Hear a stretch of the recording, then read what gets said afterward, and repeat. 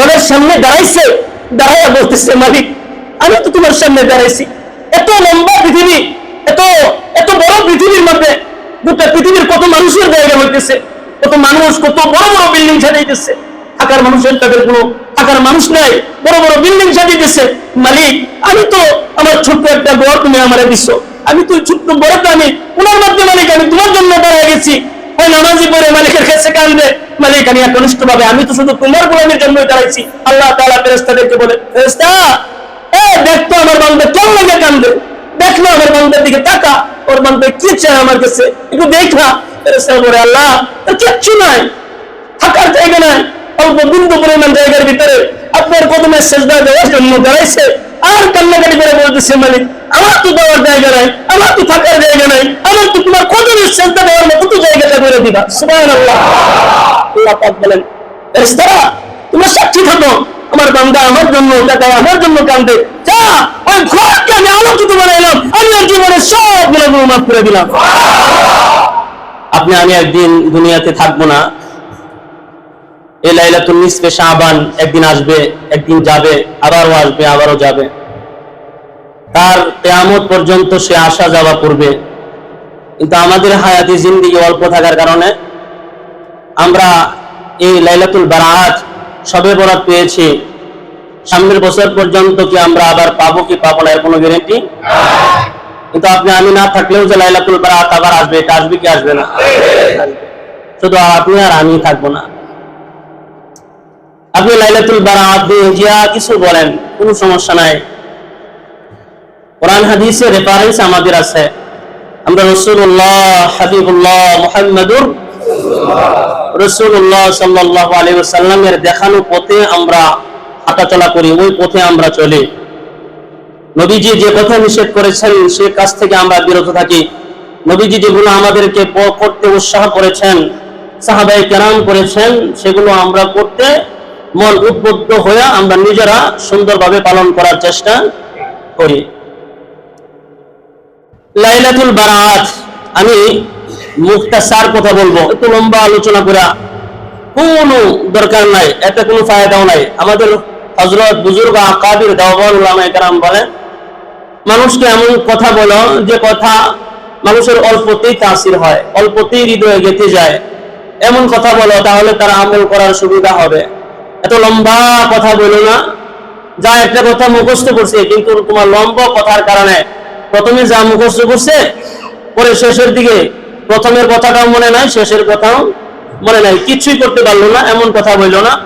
অল্পতে নসিহত করা। তো নবী আলাইহিস সালাতু ওয়াস সালামের কাছে এক সাহাবী আসেন, আয়েশা বলছেন, ইয়া রাসূলুল্লাহ আপনি আমাকে নসিহত করেন, আপনি আমাকে উপদেশ দেন। তো নবীজি অল্প কথায় উপদেশ দিচ্ছেন, সাহাবী তুমি রাগ করো না। সুবহানাল্লাহ বলেন, কি করো না?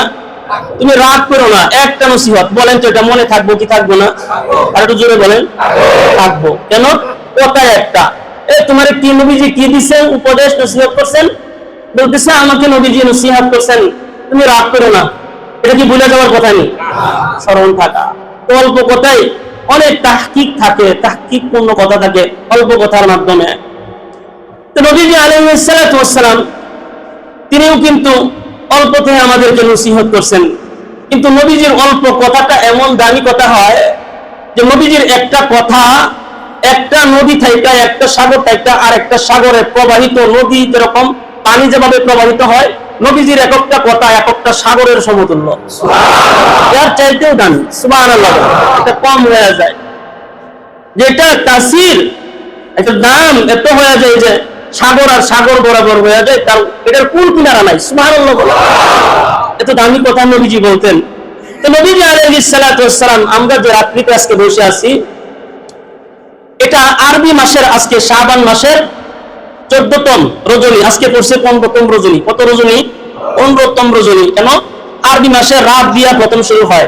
আরবি মাস কি দিয়া রাত শুরু হয়? জোরে বলেন, কি দিয়া শুরু হয়? আরো বলেন, কি দিয়া শুরু হয়? রাত দিয়া আরবি মাস শুরু হয়।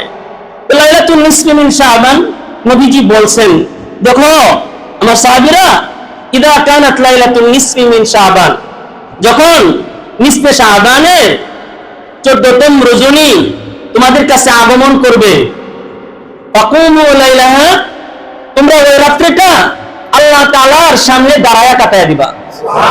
আর একটু আস্তে কোন সুবহানাল্লাহ, গোনা হইব, আর একটু আস্তে বলো। এই রাত্রিটা তোমরা কি করবা? তাহলে এক নম্বর কাজ পেলাম, এই রাত্রে কি করবো? নামাজে দাঁড়ায় থাকা। কোথায় দাঁড়ায় থাকা? নামাজে দাঁড়ায় থাকা। এটার থেকে একটু আলোচনা করি, পরে আবার সামনে যাওয়া যাবে ইনশাআল্লাহ। এখন আপনি এই রাত্রে দাঁড়ায় কোথায় থাকবেন? মসজিদে দাঁড়াইবেন নাকি বাড়িতে দাঁড়াইবেন? এই যে দেখেন সবাই একটানা বলছেন। হ্যাঁ, আপনি এই রাত্রিতে মসজিদেও দাঁড়াইবেন, বাড়িতেও দাঁড়াইবেন। কারণ নবীজি আলাইহিস সালাতু ওয়াস সালাম তিনি এ সম্পর্কেও কিন্তু তিনি খুব সুন্দর করে আমাদেরকে বিস্তারিত রাসূলুল্লাহ সাল্লাল্লাহু আলাইহি ওয়াসাল্লাম বলছেন, সাল্লু ফি বুয়ুতিকুম ওয়া লা তাত্তাখিযুহা কুবুরা।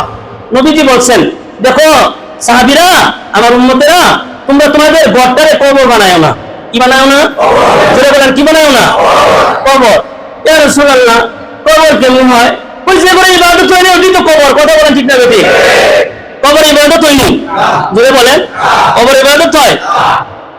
তোমরা তোমাদের ঘরটাকে কবর বানায়ো না, তোমাদের ঘরটাকে তোমরা ইবাদত ওয়ালা ঘর বানাও। সুবহানাল্লাহ। আপনি যখন ঘর থেকে বের হন, জোহরের নামাজের সুন্নতের জন্য আগে আগে আসেন। যদি আপনি বাড়িতে থাকেন, মেহরবানি করে ওটা নবীজির সুন্নাহ, আপনি ঘর থেকে 4 রাকাত সুন্নত করে আসবেন। আপনার উপরে কি টর্চার করা হয়েছে? কষ্ট দেওয়া হয়েছে? সহজ করছে কিনা? সহজ হয়েছে কিনা? তোমার ঘরে 4 রাকাত সুন্নত নামাজ পড়া পরে তুমি মসজিদে এসে 4 রাকাত ফরজ নামাজে তুমি শামিল হয়ে যাও। সুন্নত 4 রাকাত পড়ো। ফায়দা কি? বর কবর হইল না। ফায়দা কি? তোমার পরিবার নামাজি হইল। ফায়দা কি? তোমার সন্তান তোমার রবকে তুমি সিজদা করতেছো এটা দেখলো।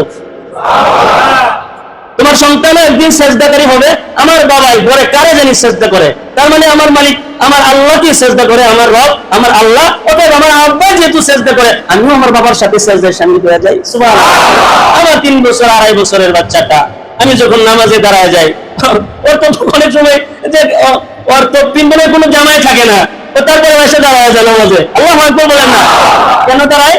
বাবাই দাঁড়াইছে, নামাজ পড়তেছে, সন্তান বাবার সাথে দাঁড়ায় গেছে, তার মানে বাপ শিখাইতেছে, সন্তান শিখতেছে। এজন্য মসজিদেও সময় কাটাইবেন, বাড়িতে যাইয়া বিবির কাছে বিবির সময় কাটাইবেন। সুবহানাল্লাহ। ওখানে ইবাদত করবেন। তো নবীজি বলছেন, দেখেন আকুমু লাইলাহা, রাত্রে দাঁড়ায় যাইবা। হাদিস শরীফের মধ্যে আসছে, কোন বান্দা যখন রাতের গভীরে একনিষ্ঠভাবে তার দরজার কিনারায় ছোট্ট টুকরো জায়গার ভিতরে সে দাঁড়ায় গেছে, তার স্বল্প ঘর, অল্প তার জায়গা, সেজদা দেওয়ার মতো তার এরকম অবস্থা তার নাই, রবের সামনে দাঁড়াইছে, দাঁড়াইয়া বলতেছে, মালিক আমি তো তোমার সামনে দাঁড়াইছি, এত লম্বা পৃথিবী, এত এত বড় পৃথিবীর মধ্যে গোটা পৃথিবীর কত মানুষের জায়গা হইতেছে, কত মানুষ, কত বড় বড় বিল্ডিং সাজাইতেছে, থাকার মানুষের তাদের কোনো থাকার মানুষ নাই, বড় বড় বিল্ডিং সাজিয়েছে। মালিক আমি তো আমার ছোট্ট একটা বর তুমি আমারে দিছো, আমি তো ছোট্ট বড়টা আমি ওনার মধ্যে, মালিক আমি তোমার জন্য দাঁড়ায় গেছি। ওই নামাজি পড়ে মালিকের কাছে কান্দে, মালিক আমি একনিষ্ঠ ভাবে আমি তো শুধু তোমার গোলামের জন্য দাঁড়াইছি। আল্লাহ তাআলা ফেরেশতাদেরকে বলে, ফেরেশতা দেখতো আমার বান্দা কেন লাগে কান্দে, দেখলো আমার বান্দার দিকে তাকা, ওর বান্দা কি চায় আমার কাছে একটু দেখা। ফেরেশতা বলে, আল্লাহ তো কিচ্ছু নাই, থাকার জায়গা নাই, অল্প বিন্দু পরিমাণ জায়গার ভিতরে আপনার কদমে সেজদা দেওয়ার জন্য দাঁড়াইছে, আর কান্নাকাটি করে বলতেছে, মালিক আমার তো দেওয়ার জায়গা নাই, আমার তো থাকার জায়গা নাই, আমার তো তোমার কদমে সেজদা দেওয়ার মতো তো জায়গাটা করে দিবা। সুবহানাল্লাহ। আল্লাহ পাক বলেন, ফেরেশতারা তোমরা সাক্ষী থাকো, আমার বান্দা আমার জন্য কাঁদে, আমার জন্য কান্দে, যা ওই ঘরকে আমি আলোকিত বানাইলাম, আমি ওর জীবনের সব গুনাহগুলো মাফ করে দিলাম।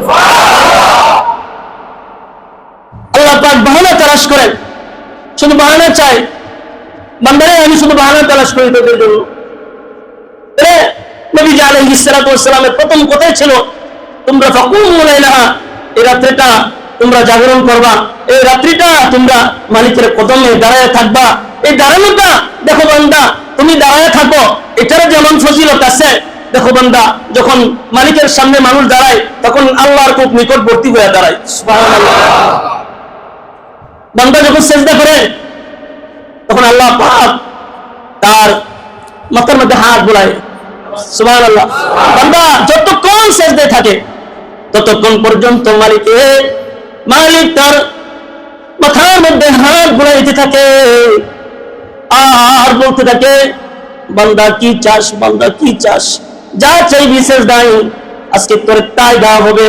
যতক্ষণ পর্যন্ত বান্দা মালিকের কদমে সেজদা অবস্থায় থাকে ততক্ষণ পর্যন্ত আসমানের মালিক তার মাথার উপরে হাত বুলাইতে থাকে। আমাদের একজন বুজুর্গ বলছেন, আমার মালিক যেহেতু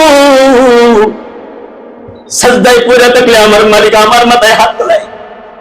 আমার মা, আমি আমার মারে দেখছি, আমার মা আমার মাথায় হাত বুলাইতো। আমার কষ্ট, আমার দুঃখ যখন যন্ত্রণা বেড়ে যেত আমার মা আমার মাথায় হাত বুলাইতো।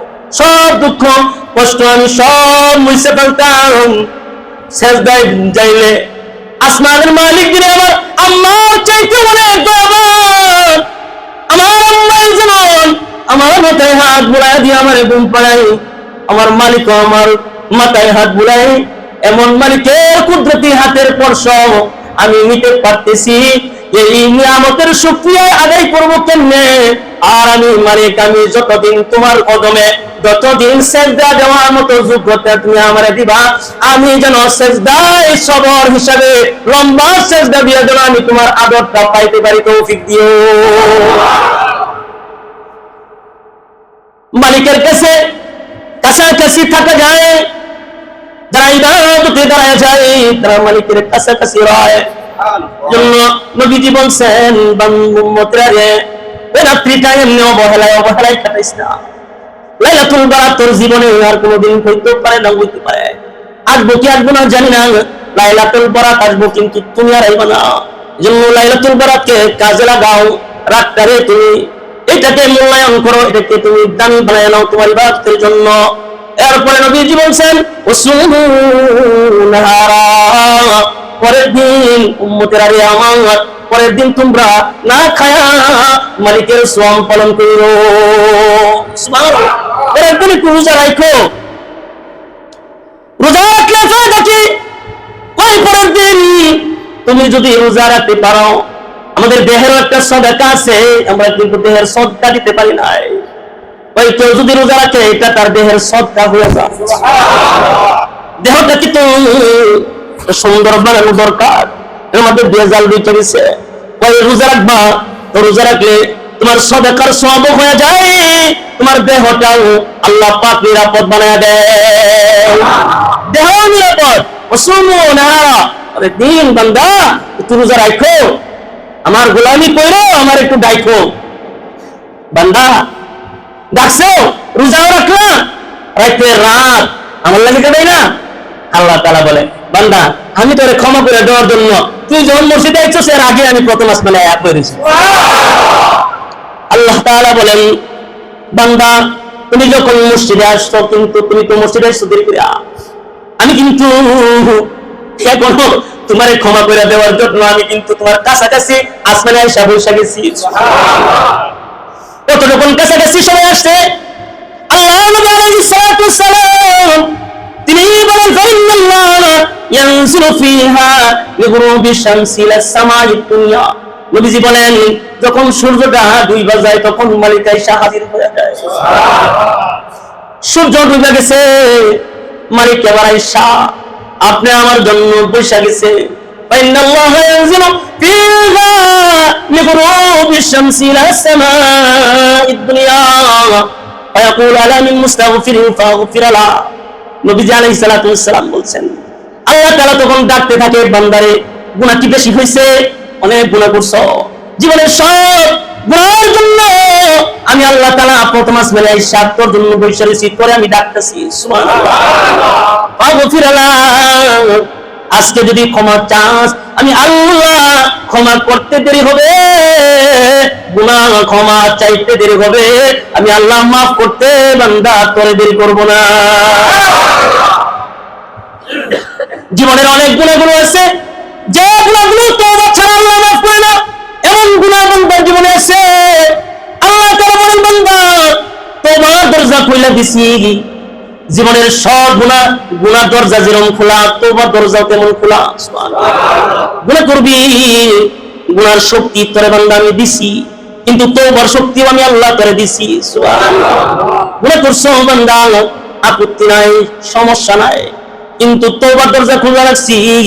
বান্দা তুমি আমার কাছে গুনার জন্য অনুতপ্ত হইয়া, লজ্জিত হইয়া যদি একবার যদি আমার ডাক দাও আল্লাহ আল্লাহ করে বলেন আল্লাহ, আবার বলেন আল্লাহ, অনুতপ্ত হইয়া। হাদিসের ভিতরেও এই ঘটনাটা এইভাবে ব্যাখ্যা আছে, কোন বান্দা যদি কোন মদের আড্ডা খানায় বসেও ডাক দেয়, যদি কোন বান্দা জিনা করে বসে, জিনাতের অবস্থায় যদি বান্দা ডাক দেয় আল্লাহ গুনাহ করছি, মদের পান করছি, মদের পেয়ালা আমার হাতে, মদের পেয়ালা হাতে লইয়াও যদি বান্দা ডাক দেয় আল্লাহ ভুল করছি, মদের পেয়ালা নামায়া দিছি, আল্লাহ বলেন ওই মুহূর্তে আমি আল্লাহ তোর বান্দার জীবনের গুনাহ মাফ করে দিলাম। এমন কোন গুনাহ নেই যে গুনাহ তওবা করলে মাফ হয় না, এমন কোন গুনাহ আল্লাহ পৃথিবীতে রাখে নাই। সব গুনাহ মুসার যন্ত্র আল্লাহ তাআলা দিয়ে দিয়েছেন, যত গুনাহ আছে সমস্ত গুনার যন্ত্র আল্লাহ তাআলা দিয়েছে। সগীরা ক্ষমা করবার চাই, দেন সত্য করো, কইরা ক্ষমা হয়ে যাবো। কবিরা করছো তওবা করে অনুতপ্ত হও, মাফ করে দিব। আর একটু জোরে বলেন সুবহানাল্লাহ। বান্দার কাছে যখন বান্দা আল্লাহ তাআলার কাছে বারবার লজ্জিত হয়ে দোয়া করে, আসমানের মালিক কয় এর একজন আমার ক্ষমা না করলে আমার নিজেরই তো লজ্জা লাগে। আল্লাহ তাআলা বান্দা বলে আল্লাহ তাআলা নিজের ভাবে নিয়ে নেয়, ওই কেন নিয়ে নেয়, ওই বান্দারে বড় মহব্বত করে ভালোবাসে। বান্দাকে এমন দুনিয়া নয়, 10 দুনিয়ার সমান ছোট্ট একটা জান্নাত সাজায় রাখছে, এটা শুধু আমার বান্দাকে আমি আল্লাহ উপহার দেওয়ার জন্য। তাহলে আল্লাহ তাআলা প্রথম আসমানে আসেন, বান্দার খুব কাছাকাছি আসেন না, এসে ডাক দেয় বান্দারে কি আছো, অনেক গুনাহকারী, জীবনে অনেক গুনাহ করছো, আজকে যদি ক্ষমা চাও, আজকে যদি মাফ চাও তাহলে ক্ষমা হয়ে যাইবে। চাইলেই হবে, চাওয়ার মতো চাইতে হবে। এই মসজিদে 2 রাকাত, ব্যাপার বাড়ি মসজিদে 2 রাকাত, আবার 2 রাকাত লোকে দেওয়ান বাড়ি মসজিদে 2 রাকাত, এইভাবে বললে হইতো না। এক জায়গায় সেটেল হইয়া দাঁড়ায়া নিয়ত করবেন, যতক্ষণ পর্যন্ত আসমানের মালিকের কাছ থেকে সিদ্ধান্ত আসবে, যতক্ষণ পর্যন্ত মনের অনুকূলে আমার ধারণা না আসবে যে বান্দার তোরে ক্ষমা করা এখনো হয় নাই, আর এরকম ধারণা যদি হয় বান্দা তোরে ক্ষমা করে দেওয়া হয়েছে, এই ধারণা লইয়া বান্দা যখন দাঁড়ায় যায়, গুনার জন্য অনুতপ্ত হইয়া ইবাদতে মশগুল হয়ে যায়, যখন ধারণাটা আসবে দিলের ভিতরে মনে হয় আমার ইবাদতে খুশি হইয়া আসমানের মালিক মনে হয় আমারে মাফ করে দিছে, এমন চিন্তা ফিকির যখন দিলের ভিতরে আপনার আসবে, তখন হবু মনে করবেন আল্লাহ আপনার জীবনের সব গুনাহগুলো মাফ করে দিছে। তাহলে আজকের রজনীর 1 নাম্বার কাজ দাঁড়ায়া মালিকের কদমের গোলামি করা, 2 নাম্বার কাজ পরের দিন রোজা রাখা, 3 নাম্বার কাজ বান্দা আল্লাহ তাআলার কাছে ক্ষমা চাওয়া। সুবহানাল্লাহ। আর একটু জোরে বলেন সুবহানাল্লাহ। মালিকের কাছে চাইলে মালিক দেয় না, এটা হইতেই পারে না। আল্লাহু আকবার। আল্লাহ শিবলি সাদিক রাহমাতুল্লাহি আলাইহি, আল্লাহ পাক এমন একজন মানুষ তারে বানাইছেন, শিবলি সাদিক এমন একজন আল্লাহর গোলাম, প্যারা মাহবুব বান্দা, এমন কোন বছর নাই যে বছর সে বাইতুল্লাহ তাওয়াফ করে নাই। আল্লাহ পাক তারে বারবার বাইতুল্লাহ তাওয়াফ করাইছেন। শিবলি সাদিক তিনি হজ্জে বাইতুল্লাহ গেছেন, হজ্জে বাইতুল্লাহ যাওয়ার পরে বারবার খানায় কাবার চত্বরে খুব কাছেই দেখে যে একজন মানুষ, তার হাত নাই, কি নাই, হাত নাই, 2টা চোখ নাই, একবারে খানায় কাবা দৌড়া মালিকের কাছে কাঁদে, আল্লাহ আমারে মাফ করে দাও, আল্লাহ আমারে তুমি মাফ করে দাও, আমি ভুল করছি। শিবলি নোমানী রাহমাতুল্লাহি আলাইহি বলেন, আমি প্রথম বছর গেলাম, প্রথম বছরে যাইয়া আমি এই দৃশ্য দেখলাম যে সে আল্লাহ তাআলার কাছে গেলে আল্লাহ ভুল করছি, মাফ করে দাও। পরের বছর যখন গেলাম, আবারও ওই লোকটার সাথেই আমার আবার মোলাকাত, সাক্ষাৎ হইল, দেখলাম হাত নাই, পা নাই, হাত নাই, পা নাই, চোখ নাই, দাঁড়ায়া বৈশা খানায় কাবা দিয়ে কান দেয়। ওই 3য় বছর যখন আবার গেলাম, আবার যাওয়ার পরে দেখলাম ওই লোকটা এখানে কাবার চত্বরে বসে কাঁদতেছে। তার কান্না কে দেখে এত লম্বা কান্না, অজস্র শিশু বাচ্চাদের মতো কান্না করতেছে। তার কান্নার ভয় ভঙ্গিটা খুব কষ্টকর, নিদারুণ এক ভয়ানক কান্না, কোনো লাভ হইতেছে না। শিবলি নোমানী রহমতুল্লাহি আলাইহি তার কাছে যাইয়া বলে, ও আল্লাহর বান্দা, এই জায়গায় 3 বছর পর্যন্ত এই বাইতুল্লাহ আসলাম, তোমার সাথে মোলাকাত হইল, বারবার শুধু মালিকের কাছে খালি বলছে ক্ষমা করে দাও, কি এমন ভুল করছো আর এখনো এখানে বসে আছো, আসলে তোমার দেখা পাই, সাক্ষাৎ পাই, কি এমন করছো? আল্লাহ তোমার মাফ করে না, মাফ চাও। ওই মাফ কি আল্লাহ করছেনি? ওই আল্লাহ যে মাফ করছে কি করছে না, এটা তো করছে কি করছে না এটা তো আমি জানি না। আপনার এটাই তো আল্লাহ মনে হয়, আপনার এটাই তো আল্লাহর বুজুর্গ মনে হয়। আপনি যদি একটু মুরাকাবা করতেন, মুরাকাবা কইরা যদি দেখতেন আল্লাহ মানে মাফ করছে কিনা। সুবহানাল্লাহ। বলে তুমি কি অন্যায় করছো, কি অপরাধ করছো সেটা আগে বলো। ওই হযরত, আমি একজন কৃষক মানুষ ছিলাম, আমার ঘরের মধ্যে ছিল সুখ আর শান্তি, আমার ঘরের শান্তির অভাব ছিল না। আমি আমার বিবির নিয়ে বড় সুখে ছিলাম। আমি যখন আস্তে আস্তে বড় হইলাম, আমার মা, আমি ছোটবেলায় বাবা হারাইছি, কিন্তু আমার মা অন্য জায়গায় বিবাহ হয় নাই। আমার চেহারা দিকে তাকায় আমার মা বিবাহ শাদী বাদ দিয়ে দিছে, মনের খায়ের বাদ দিয়ে দিছে, আমার লালন পালন করছে। বড় যখন হইলাম, আমার মায় বলে, বাবারে একটা পুত্রবধূ দেখার বড় শখ, তুমি যদি একটা বিবাহ করতা। তো আমি আমার মাকে অনুমতি দিলাম। আমার মা সুন্দর একটা সুশ্রী সুন্দরী যুবতী মাইয়া দেখে আমার জন্য বিবাহ প্রস্তাব দিয়া, আমার জন্য বিবাহ ইন্তজাম করে বিবাহ করে আনা এলো করে। আমি আমার বিবির নিয়ে ভালোই চলতেছি, কিন্তু আমি তো মাঠে কাজ করি। একদিন আমার বিবিরে বলছি, বিবি আমি যেহেতু মাঠে ময়দানে কাজ করি, আমার জন্য মাঠে খাবার নিয়ে যাবো। কিন্তু ওই যে পুত্রবধূ আর হলো শাশুড়ির সম্পর্ক একবারে বেশি জুত না, বেশি ভালো না। আদর করে দেখবেন যেগুলো বোমানো হয় এগুলো বেশি ভালো হয় না। যেরকম না, প্রথম যখন আদর করে আনা হয় তখন আদরে আদরে ছিলাম যা কথা হয় না। বেশি আদর করলে কিন্তু পরে পুত্র বাবার ভালো পায় না, আদরে নষ্ট হয়ে যাবে আশীর্বাদ। আদর করে তো আমি কিছু কইলে আমার কিছু কইতো না, এরকম ভাব মনে হয়। কিন্তু আদর যত্ন করে রাখছে তো দিল হয়ে গেছে শয়তানের দিল। শাশুড়ির সাথে সম্পর্ক এখন আর আগের মতো নাই, কথায় কথায় খালি ঝগড়া লাগে। সন্তান এটা খালি দেখে, চোখে চোখে দেখলেও তো মনটা মাঝে মধ্যে খারাপ হয়।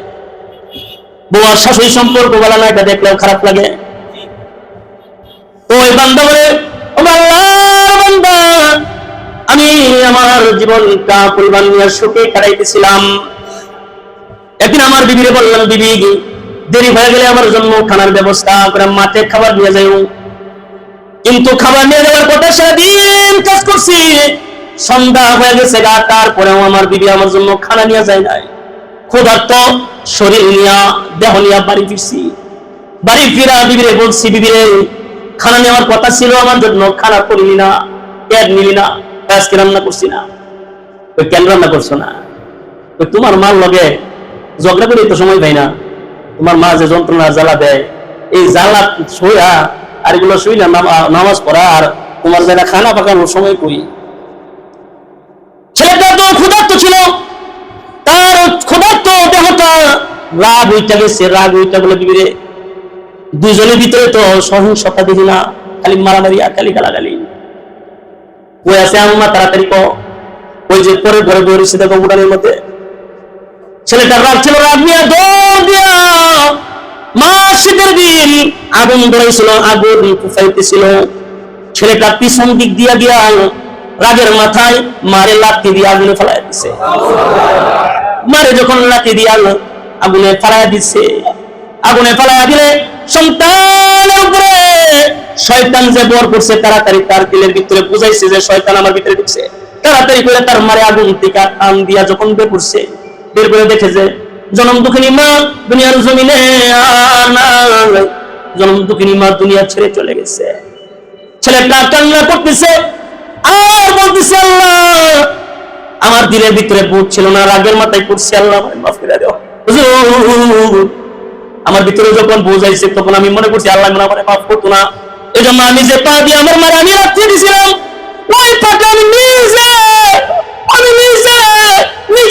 আমি কাটছি, নিজে কাটছি। আর তারপরে আমার ভিতরে দেখি যে কোনো অনুভূতি অনুশোচনা আসে না, মনে হয় আমার মালিক আমারে মাফ করে নাই। এই জন্য যে চোখ দিয়া দেখা মারে আমি দেখছি, দেখা লাত্তি মারছি, এই চোখগুলো আমি দুইটা নষ্ট করে দিছি। আল্লাহু আকবার। দুইটা চোখ পর্যন্ত আমি নষ্ট করে দিছি। তারপরেও মনে হয় আমি যে অন্যায় করছি, মন কয় আমার আল্লাহ আমারে মাফ করবো না। এত বড় অন্যায় আমি, অবিচার, আমি জুলুম আমি আমার মায়ের সাথে করছি। শিবলি রহমানি নোমানি রাহমাতুল্লাহি আলাইহি তখন ডাক দেয়া বলে, আল্লাহর বান্দারে গুনাহটা তো ছোট না, গুনাহটা তো অনেক বড়, ঠিক না বেটি? মা মরে গেছে, তাড়াতাড়ি যা কবরের সামনে যা, কবরের দিকে তাড়াতাড়ি যা, কবরের সামনে দাঁড়ায় দোয়া করতে থাক, আর মাপ চাইতে থাক, আর বলতে থাক মানে জীবনের যত গুনাহ আমি করছি সবচেয়ে জঘন্যতম, সবচাইতে বড় গুনাহ হলো আমি আমার মায়ের লাথি মেরে ফেলাইয়া দিছি। মার কাছে গিয়া, কবরে গিয়া দোয়া কর, ইস্তেগফার কর। কারণ সন্তান যখন কবরের পাশে যায়, আসমানের মালিক মা বাবার চোখের দরজা সন্তানকে দেখার জন্য খুলিয়া দেয়, চোখের দরজা পর্যন্ত খুলিয়া দেয়। যখন কোন আত্মীয় স্বজন কবর যায় দোয়া করে, আসমানের মালিক তার দয়া আর মেহেরবানিতে ওই মানুষটাকে তাকায়া তাকায়া কবরবাসী দেখতে পারে। এজন্য হাদিসের মধ্যে আছে, মাইয়িতকে কবরে রাখা যখন আত্মীয় স্বজন গুলো চলে যায়, তখন মাইয়িতে তাদের পায়ের আওয়াজ শুনতে পায়। সুবহানাল্লাহ বলেন, পায়ের আওয়াজ শুনতে পায়। জীবনে যত অন্যায় যত বিচার করছো না কেন, ভুল করছো, ক্ষমা চাও, যদি আসমানের মালিক যদি চায় জীবনের সব গুনাহ তোমার মাফ করে দিবে। এজন্য গুনাহ যদি কুল কিনারা না হয়, আসমানের মালিক বলে আমার রহমতের দরিয়া তো দেখোস না, আমার রহমতের দরিয়া তোদের গুনাহ দরিয়া চাইতে বড়। সুবহানাল্লাহ। আমি রহমতের দরিয়া তোদের গুনাহ দরিয়া থেকে বলছো। এজন্য অনেকদিন আগে আপনাদেরকে একটা ঘটনা শুনেছিলাম, কাফন শরীফ জীবনে অনেক গুনাহ করছে, শেষ পর্যন্ত কিন্তু আল্লাহ তাআলা তারে মাফ করছে। নবীর কাছে আল্লাহ তাআলা নবীর কাছে জিবরাইলকে পাঠাইছে। সুবহানাল্লাহ। নবীর কাছে পর্যন্ত জিবরাইল পাঠাইছেন। জিবরাইল আয়েশা নবীকে প্রশ্ন করছেন, নবী গো, ওই যে কিছুদিন আগে আপনার কাছে একজন আল্লাহর বান্দা ছিল, ক্ষমা চাইবার আশায় আপনি বলছিলেন তার গুনাহটা জঘন্যতম বড় গুনাহ, আল্লাহ মাফ করব না এমন বলছিলেন, আপনি কি তার খবর জানেন? কয় না। আল্লাহু আকবার বলেন। সে বলছিল আমার গুনাহটা, আমার মন কয় জমিনের চাইতে বড়। সে বলে আমার গুনাহটা আল্লাহর আসমান থেকে বড়, কয় আমার গুনাহটা পাহাড় পর্বত থেকে বড়, কয় আমার গুনাহটা আরশে আজিম থেকে বড়। সুবহানাল্লাহ। আল্লাহ তাআলা বলেন, তোমার গুনাহটা আসমান আর জমিন আর আরশ নয়, যত বড় গুনাহ করো না কেন আমি আল্লাহ তাআলা রহমতের দরিয়া রাখছি। সুবহানাল্লাহ। আমার রহমতের একটা দরিয়া আছে, রহমতের দরিয়ায় পড়ে গেলে এই গুনাহগুলো রহমতের দরিয়ায় পড়া ডাল আলু ভর্তা হয়ে যায়, আর গুনাহ পাওয়া যায় না, এগুলো সব মুছে দেয় আল্লাহ তাআলা। এজন্য আজকে রাত্রে ক্ষমার কোনো বিকল্প নাই। যা গুনাহ করছেন আজকে রাত্রে মালিকের কদমে পড়ে পড়ে সেজদায় পড়ে পড়ে কাঁদবেন, আল্লাহ মাফ করে দাও, আল্লাহ মাফ করে দাও। যতক্ষণ মাফ না করবো ততক্ষণ আল্লাহ মাফ করে দাও। যখন দিলের ভিতরে ভাব আসবে আয় তোরা মাফ করে দেওয়া হয়েছে, তখন সেজদা থেকে উঠে আসবে। পারবেন না ইনশাআল্লাহ? এজন্য আজকের রাত্রে কাজ 1 নাম্বার, আজকে তো নামাজ পড়তেছেন, ঘুমায় যান না এবারে গিয়া। 2 নম্বরে তো রোজা রাখবেন, 3 নম্বরে ক্ষমা চাইবেন। তারপরে রাসূলুল্লাহ সাল্লাল্লাহু আলাইহি ওয়াসাল্লাম বলছেন, দেখো আলানি মুস্তারজিদিন ফারজুকা, যাদের রিজিকের অভাব অনটন আছে, রিজিক নাই, খাবার দাবার নাই, করে অভাব অনটন, চাকরি বাকরি নাই, ব্যবসা বাণিজ্য নাই, সব দিক দিয়ে আপনার অবস্থা খারাপ, আপনি আজকের এই রাত্রে আল্লাহ তাআলার কাছে চান, রিজিক চান, আল্লাহ তাআলা আপনার ঘরে রিজিক পৌঁছায় দিবেন। পৌঁছে দিবেন। আলানি মুবতালান ফাওয়াফিয়া মুফি। আরেকটা কই, যারা মারিদ, যারা অসুস্থ, যারা বছরের পর বছর অসুস্থ থাকেন, অসুস্থ কোনো মতেই বের হয় না। বহু ডাক্তার কবিরাজ যা আছে দেখাইছে কিনা, এরকম মানুষ আছে না আমাদের এখানে, যে বহু ডাক্তার কবিরাজ দেখানো হয়েছে, কোন ডাক্তার কবিরাজে কোনো কান্দাম হইতেছে না, রোগ যেভাবে আগের মতোই যাইতেছে। আল্লাহ বলেন আজকে খালি তোর রোগ বেদিন লাগিয়ে দোয়া কর, আমি চাইলে আজকে চাওয়ার মতো চাইলে আমি আল্লাহ মাফ করে দেব। সুবহানাল্লাহ, চাওয়ার মতো চাইলে আমি আল্লাহ তাআলা তাদেরকে সুস্থ প্রদান করবো।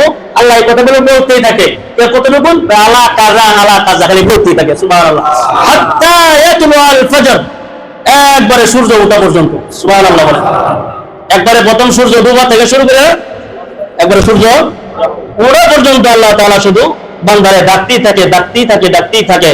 এজন্য বলবো বাবা, নিজেকে পরিশুদ্ধ করা, এরকম রাত্র, এরকম সময়, এরকম টাইম আমাদের দেওয়ার সুযোগ হয়তো আমাদের থাকবে না, তবে আল্লাহর সাথে সম্পর্ক যদি জোড়া লাগাইবার চান, মাঝে মাঝে আল্লাহ তাআলা একসাথে করার জন্য কিছু কিছু সময় সুযোগ করে দিয়েছেন। ওই সময় একসাথে হইয়া যখন ইবাদত করেন, সম্পর্ক আল্লাহর সাথে জোড়া লাগিয়ে যায়। সুবহানাল্লাহ।